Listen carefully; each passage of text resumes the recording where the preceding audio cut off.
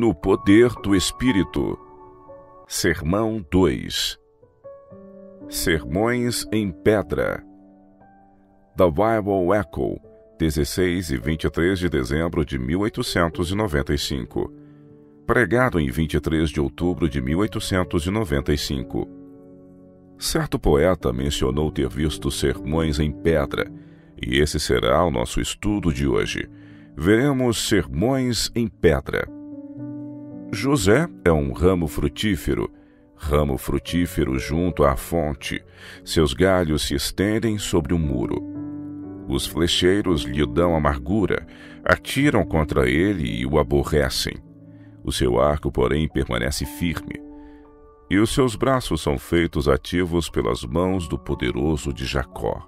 Sim, pelo pastor e pela pedra de Israel.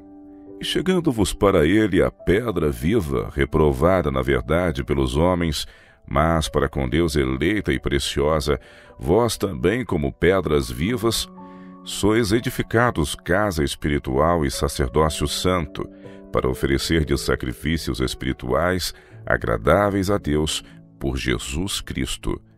Veremos diversos casos em que na experiência de um e de outro, num relato ou outro, aparece a ideia de pedra viva.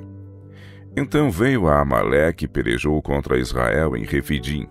Com isso ordenou Moisés a Josué: escolhe-nos homens e sai e peleja contra Amaleque.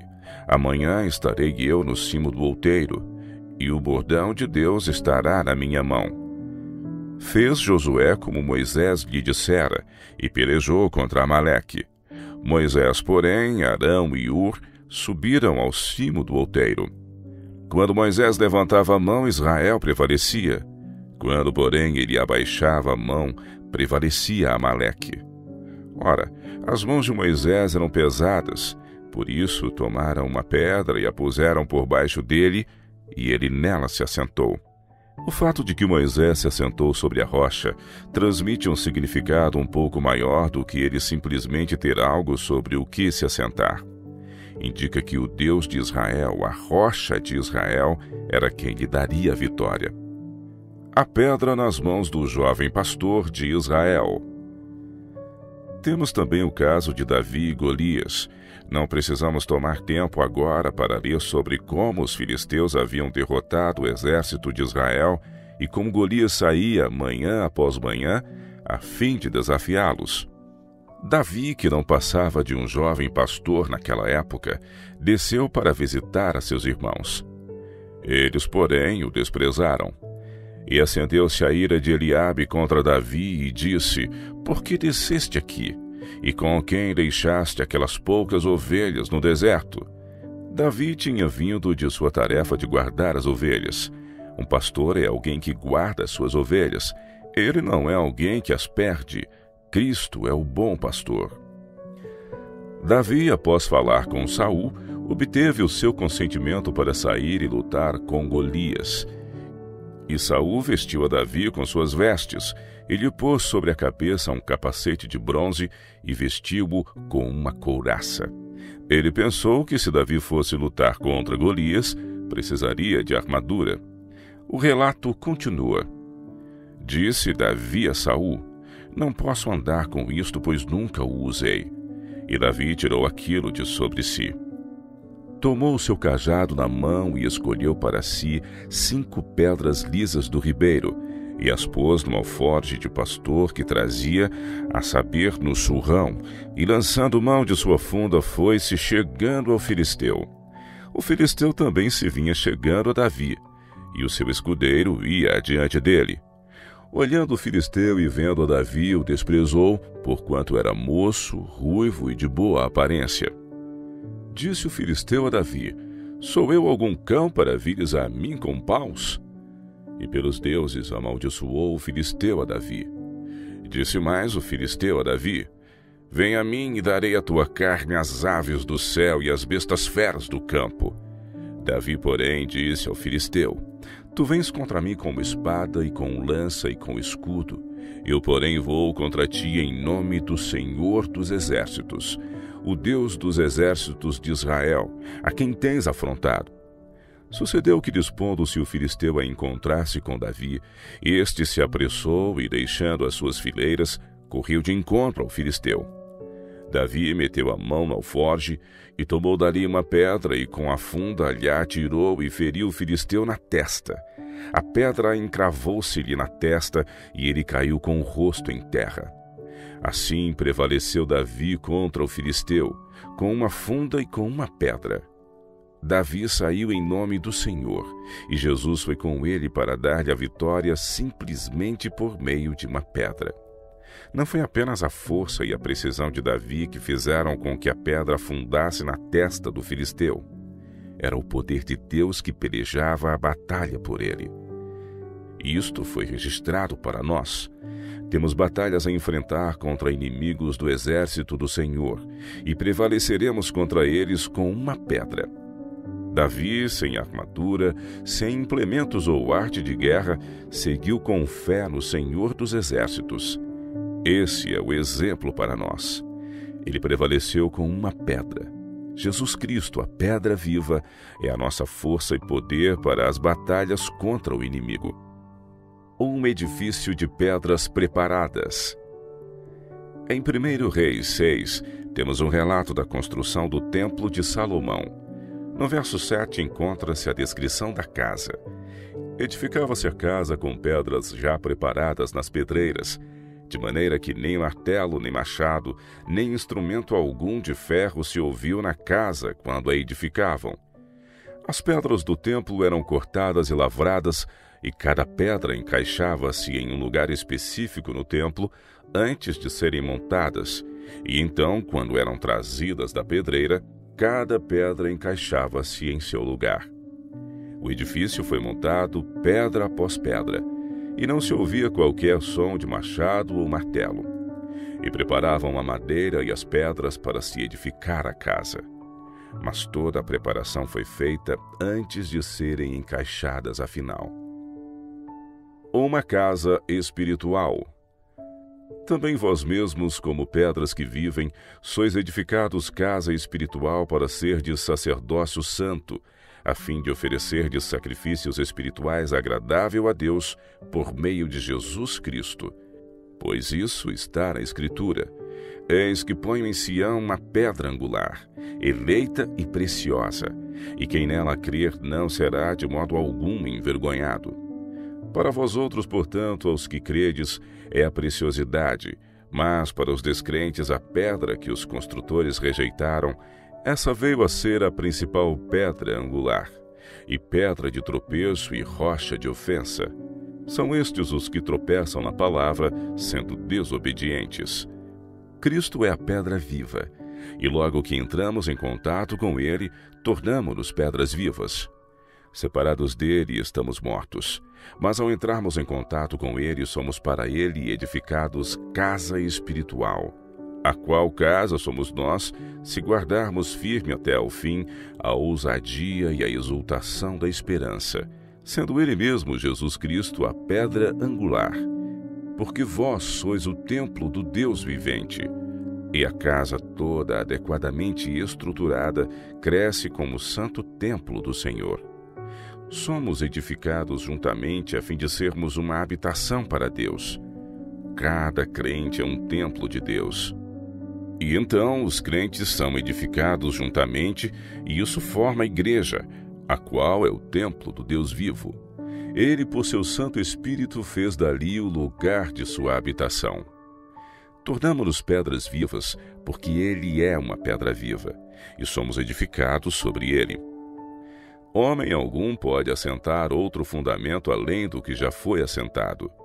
Voltarei e reedificarei o tabernáculo caído de Davi, e levantando-o de suas ruínas, restaurá-lo-ei. Ele novamente ajuntará um povo com o qual irá construir sua igreja.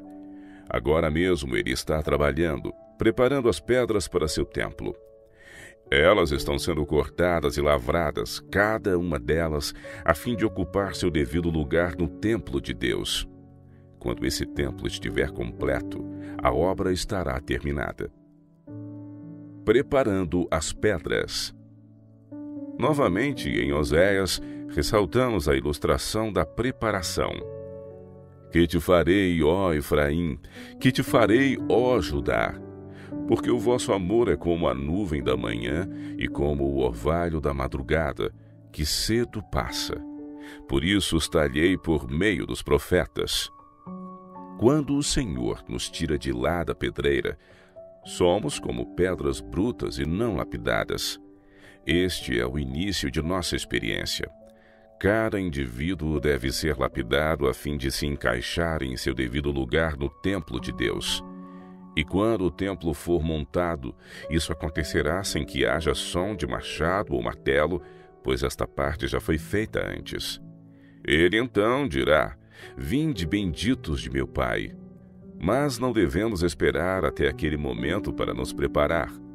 A obra de preparo para essas pedras brutas e sem forma deve ser efetuada antes disso.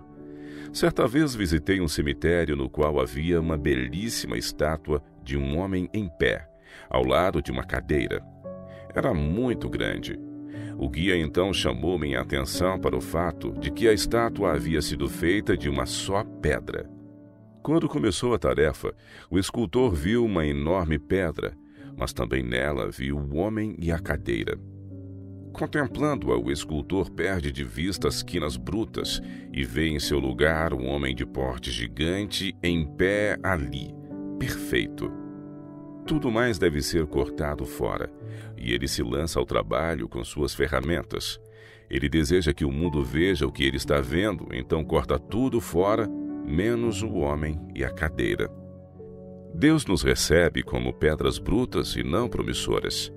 Contudo, percebe em nós uma expressão de seu caráter e nos enxerga não como pedras brutas, mas como aquilo que podemos nos tornar.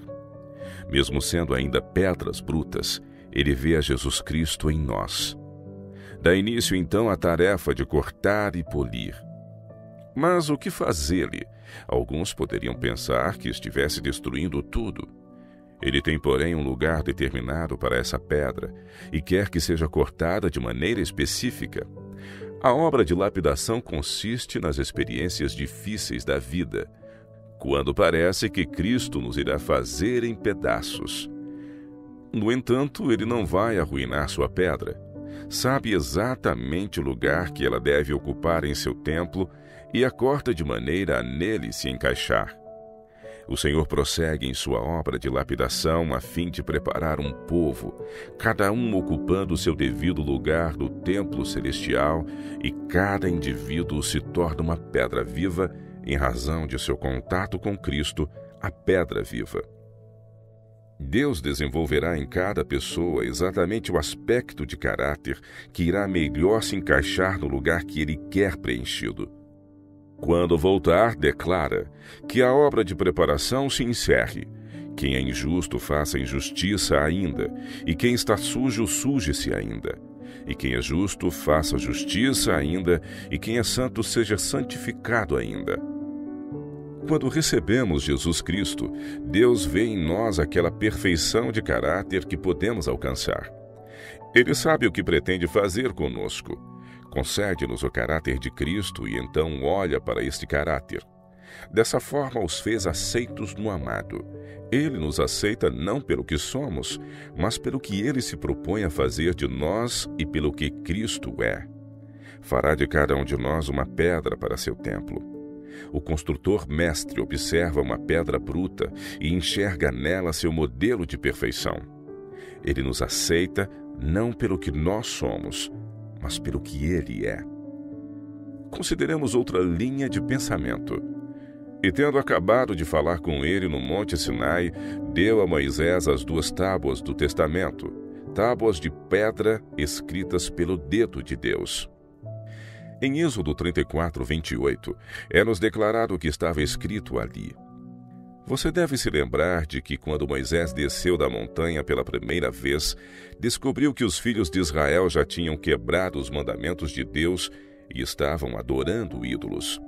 Ao vê-los, lançou no chão as 2 tábuas de pedra e as quebrou. Deus então lhe ordenou que preparasse 2 outras tábuas.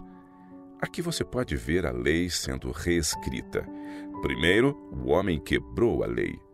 Deus então a escreveu nas tábuas de pedra. Depois de havê-la escrito ali, a fim de informá-los por uso de palavras, o que era seu caráter, Jesus Cristo veio para exemplificá-la em sua vida. Foi Jesus Cristo quem proclamou a lei no Sinai, e ao vir em carne humana assentou-se sobre um outro monte e mais uma vez anunciou a lei. Ela está no Sermão do Monte. Era a mesma lei, o mesmo Cristo, os mesmos princípios, mas ele estava desdobrando. Ele não apenas desdobrou em palavras, mas ele mesmo era a lei, a expressão do caráter de Deus. Ele nos declara o que Deus é, não apenas em sua palavra, mas sendo o próprio Deus entre nós. Ele era Deus manifestado na carne. E o Verbo se fez carne e habitou entre nós. Então Cristo é a rocha de Israel.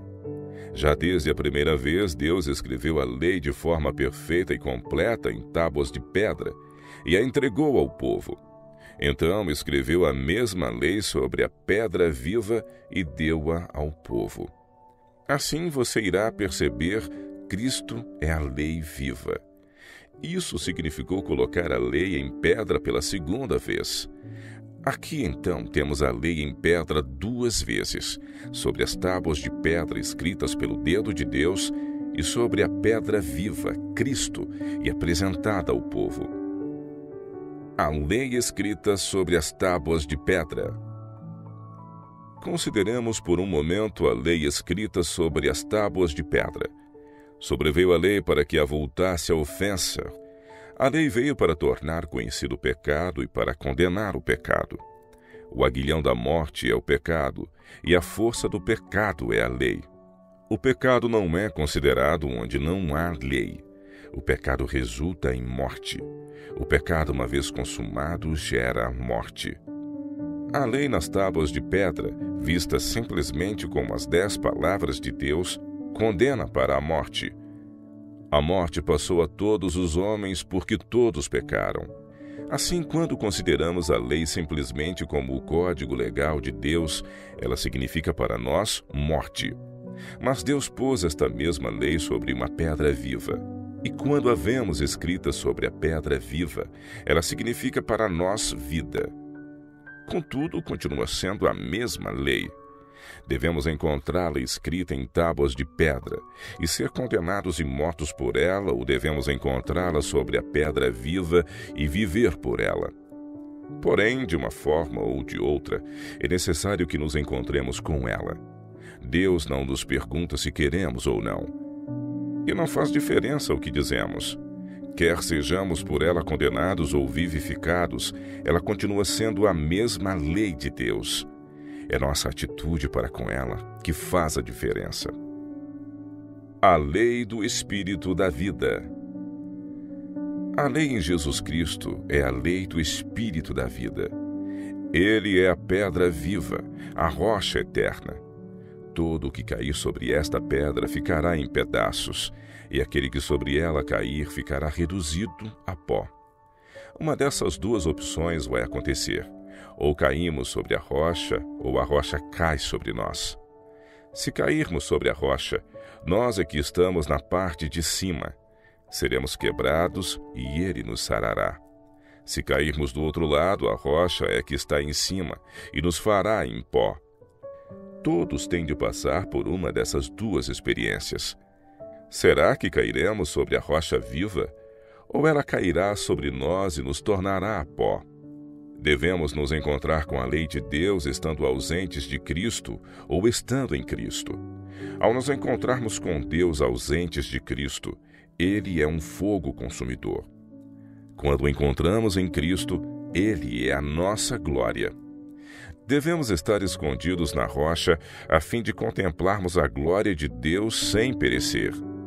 Eu suplico a vocês que considerem seriamente essa lição. É necessário que nos encontremos face a face com a lei de Deus. Quando o Espírito de Deus traz a lei perante nossa mente e nos torna convictos, faz isso para que possamos ser perdoados e purificados. O grande propósito de Deus. Deixe-me chamar sua atenção para outro ponto. O propósito de Deus encontrado na história, nos tipos, nas sombras e nas cerimônias é pregar o Evangelho. E mesmo em algumas situações que nos parecem as mais ameaçadoras, Deus ainda está pregando o Evangelho. Não duvido de que na mente de muitos tenha havido a impressão de que a morte por apedrejamento fosse uma terrível punição. Quantos olham para isso como uma maneira de pregar o Evangelho? Pode ser que vocês se lembrem de que nos dias da teocracia de Deus, quando sua lei era a lei da nação, qualquer ofensa contra essa lei era punida com apedrejamento. Contudo, nesse método de punição por se quebrar a lei nacional, Deus estava pregando o Evangelho. Se você fizer um estudo desse assunto e analisar cada um dos 10 mandamentos, verá que a punição por quebrá-los como lei nacional era o apedrejamento.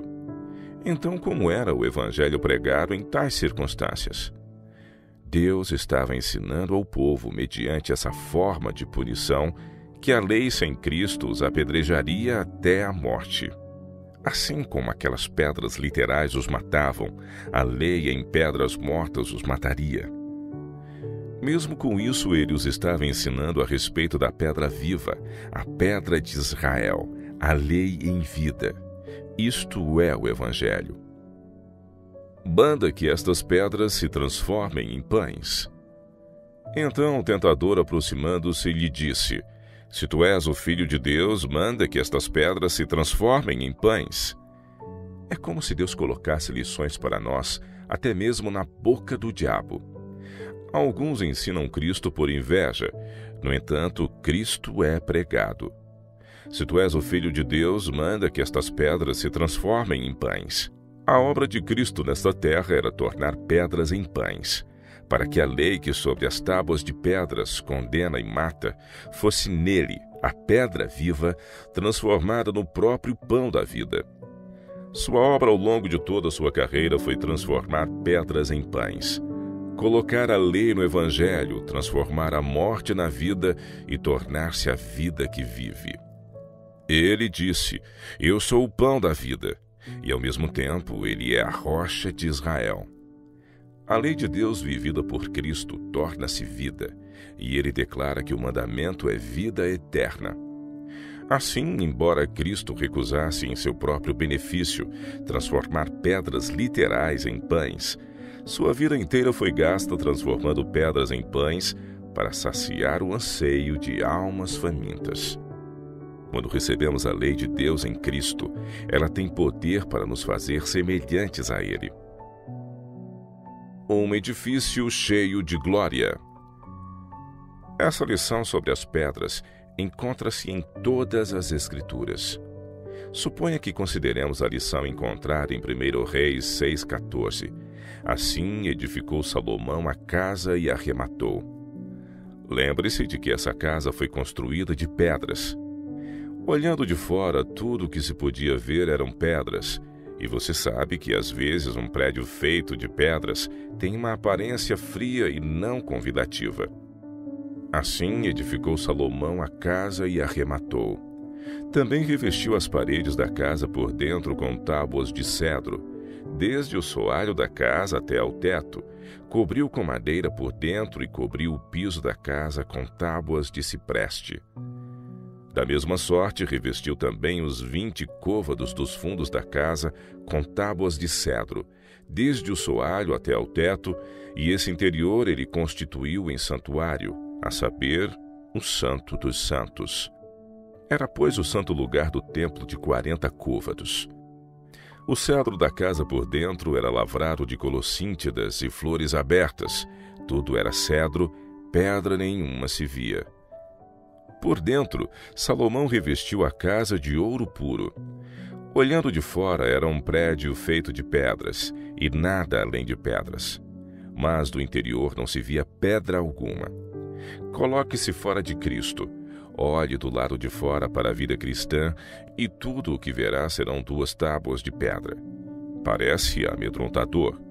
Porém, vem agora para dentro. Você não necessita remover as pedras para fazer isso. Venha para dentro, e o prédio estará reluzindo com ouro.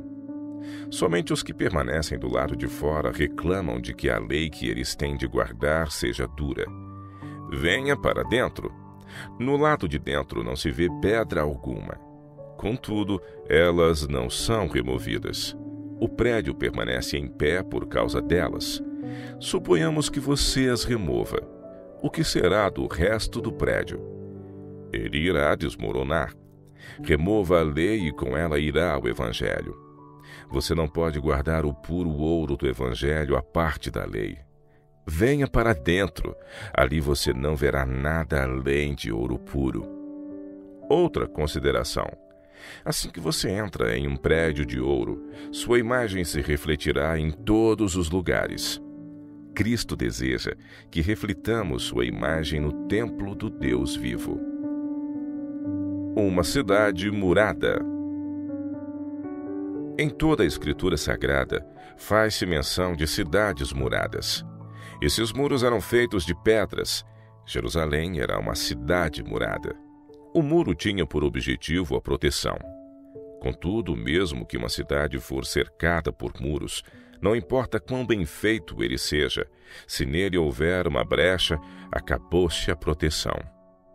O inimigo nunca ataca uma cidade que tenha brecha no muro em qualquer outro lugar a não ser na brecha.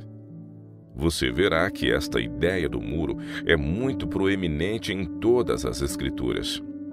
Podemos notar esse fato na experiência de Neemias.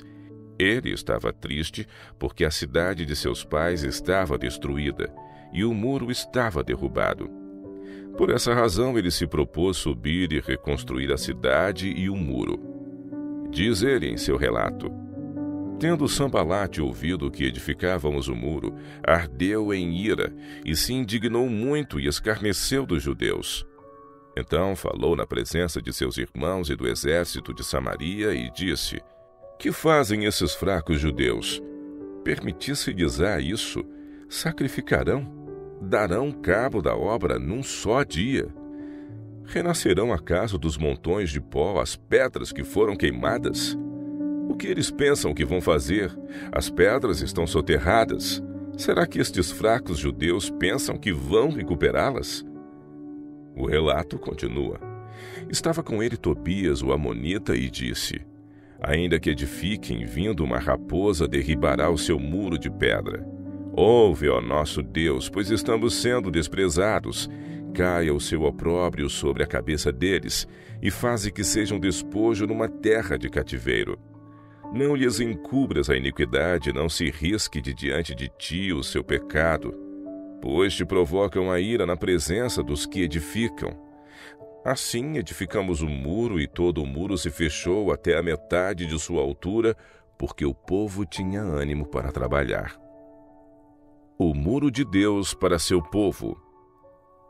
Lemos no livro de Marcos que certo homem plantou uma vinha e cercou-a de uma sebe. Para que servia a sebe? Para proteção. O Senhor tirou a sua vinha do Egito e a estabeleceu e construiu uma cerca ao seu redor.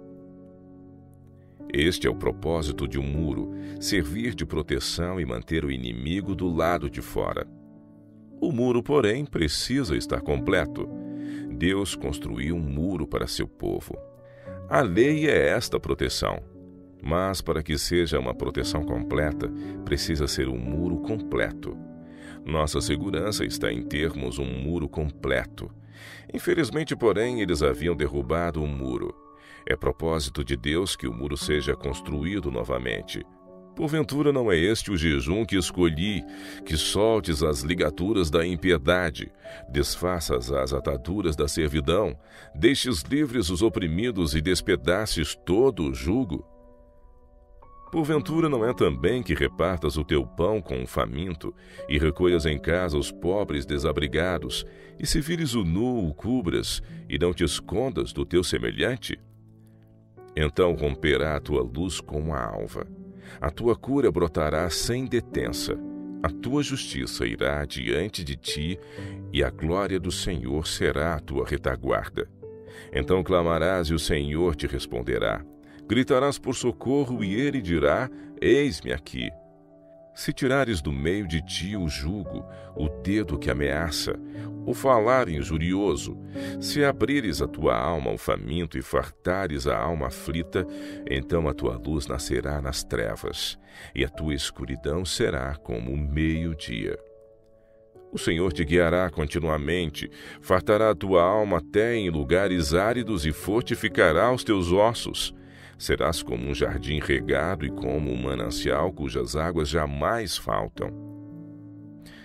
Os teus filhos edificarão as antigas ruínas, levantarás os fundamentos de muitas gerações e serás chamado reparador de brechas e restaurador de veredas, para que o país se torne habitável. Se desviares o pé de profanar o sábado e de cuidar dos teus próprios interesses no meu santo dia, se chamares ao sábado deleitoso e santo dia do Senhor, digno de honra, e o honrares não seguindo os teus caminhos, não pretendendo fazer a tua própria vontade, nem falando palavras vãs, então te deleitarás no Senhor. Eu te farei cavalgar sobre os altos da terra, e te sustentarei com a herança de Jacó, teu pai, porque a boca do Senhor o disse. Uma brecha a ser reparada. Foi feita uma brecha no muro que Deus desejava estabelecer ao redor de seu povo. Esta deve ser reparada e o povo de Deus precisa ser cercado por uma lei perfeita. Cada mandamento deve ser restaurado. E serão chamados reparadores de brechas. Cada um constrói defronte de sua própria casa. Você está construindo defronte de sua casa ao reparar a brecha? Se sim, o muro será novamente construído, mesmo em tempos angustiosos. Essas considerações constituem apenas uma amostra do que as Escrituras dizem sobre pedras. Deus quer que mantenhamos em mente suas palavras, a fim de podermos viver nelas. Finalmente, que acima de tudo, e em tudo e através de tudo, vejamos Jesus Cristo, a rocha de Israel, a rocha eterna.